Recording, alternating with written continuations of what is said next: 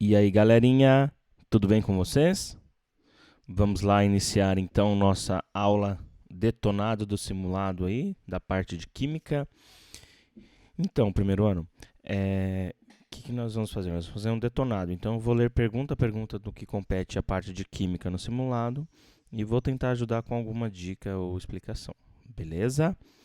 Então, vamos lá.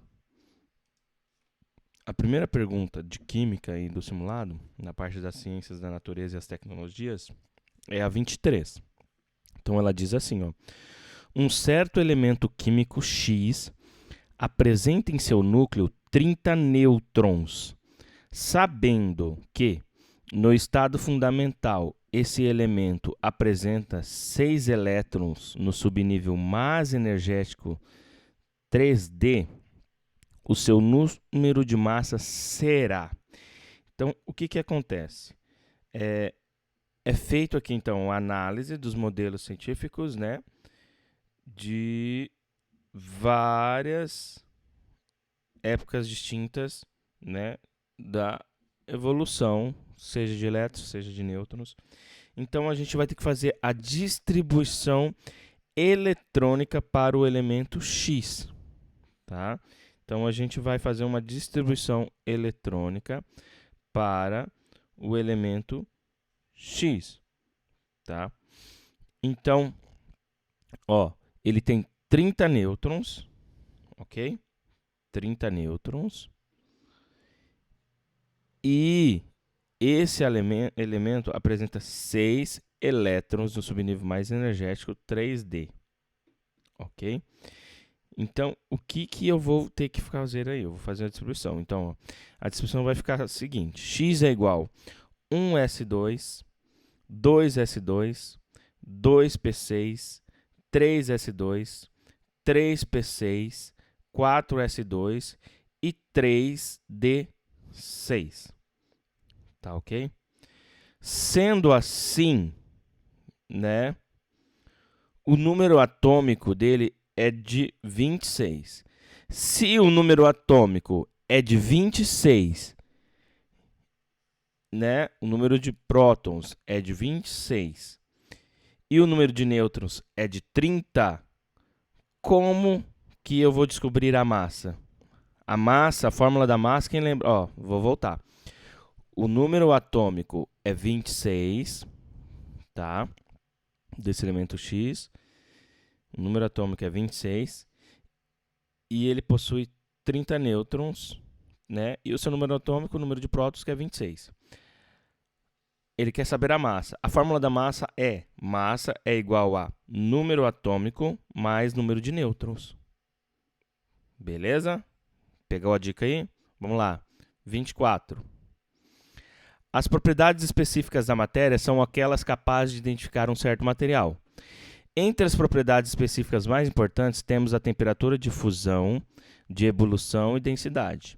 A tabela a seguir relaciona a densidade de 5 materiais diferentes. Então, tem o mercúrio, níquel, ouro, platina, prata, tá? Uma amostra de 1.070 gramas de um desses metais tem o volume de 50 centímetros cúbicos. Com relação a esses dados, o metal analisado é... Tá? Então, ó, primeira coisa que a gente tem que fazer é determinar a densidade do metal em questão. Qual que é a fórmula de densidade?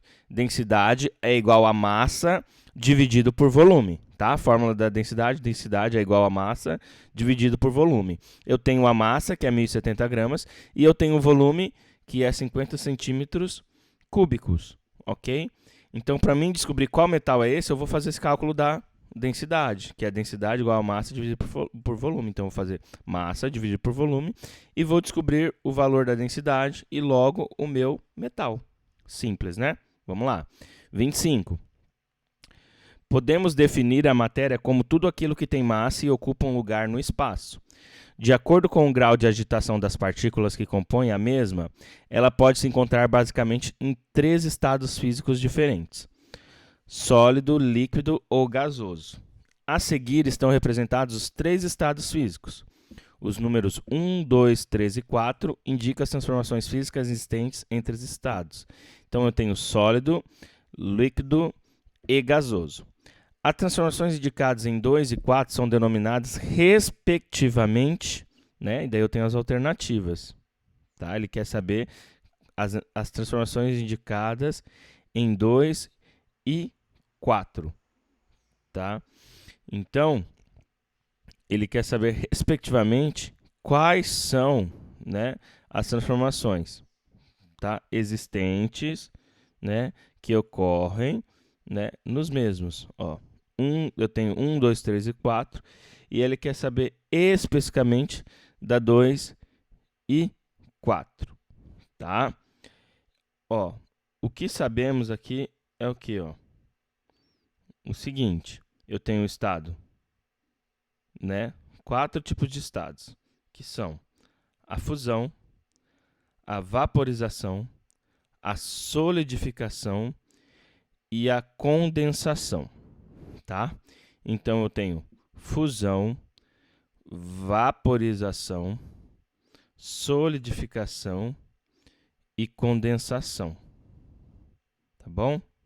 Ó, fusão, vaporização, solidificação e condensação, tá bom? Então, as transformações indicadas em 2 e 4 são denominadas, respectivamente, o quê? Ó, número 2 e número 4. Tá com vocês. 26. Os sistemas podem ser classificados em homogêneos, apresentam apenas uma única fase, ou heterogêneos, que 2 ou mais fases. Tais sistemas podem ser formados por uma substância pura ou uma mistura.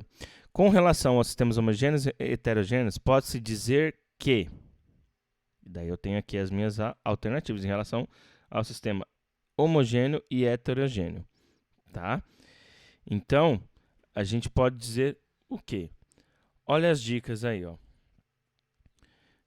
Quando o sal ele é dissolvido na água, ele forma um sistema que é homogêneo, tá bom? Porém, se a adição do sal ela é muito grande, ela pode ocorrer a formação de um precipitado, sendo caracterizado como um sistema heterogêneo. Essa é a dica. 27.